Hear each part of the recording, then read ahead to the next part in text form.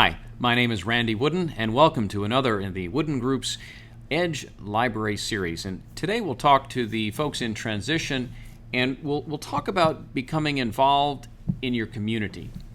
And yes, it's part of the job hunt when you really look at it, because whether it's networking or being involved in community activities, in both cases you're still out there talking and meeting people that perhaps you might not otherwise encounter if you just simply stayed home and watched TV and got up and went to work, or got up and sat behind a computer and looked for jobs all day.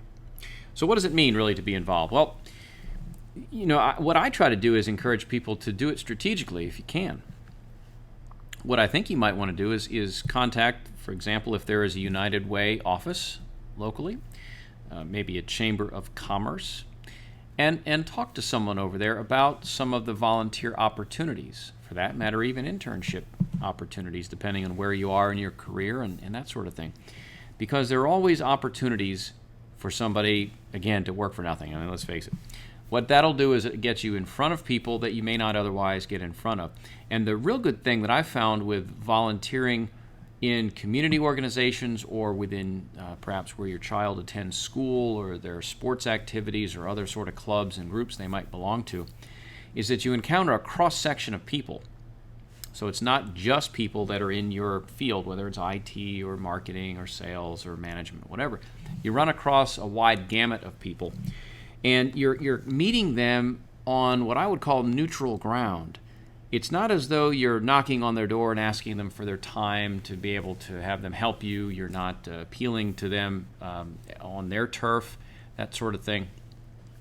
You're meeting halfway. You're meeting with a common goal in mind, and that goal is to help kids, it's to help the community, it's to help others that might be in need. And I think people's guard is down, and that's a good thing. I mean, it's a good thing. And I've served in different volunteer organizations. I've had a chance to meet people. I wasn't there per se to see who I could get to know, but let's face it, it's a side part of being involved. You're going to run into people. I just encourage you to try to do it with a purpose. And so if there are certain sorts of companies, industries, even sorts of people that you'd like to get involved with, talk with, again, United Way, talk with the Chamber of Commerce, try to get a sense for who populates some of these groups and activities. And secondly, aside from sort of doing it strategically, I'd also look to follow my passion. Find something I enjoy doing.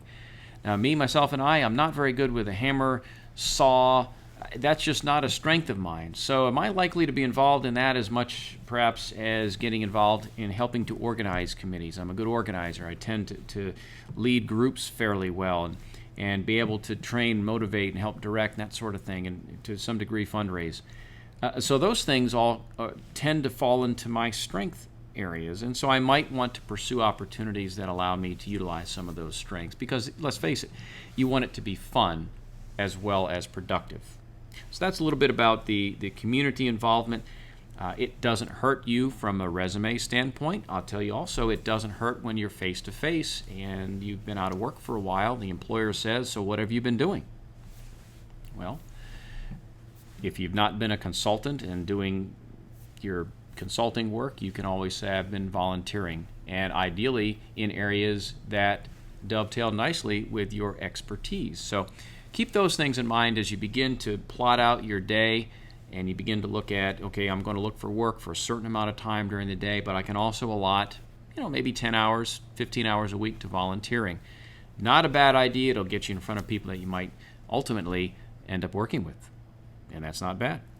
That's going to wrap up this segment for our In Transition folks talking about community involvement. My name is Randy Wooden, and thanks for watching.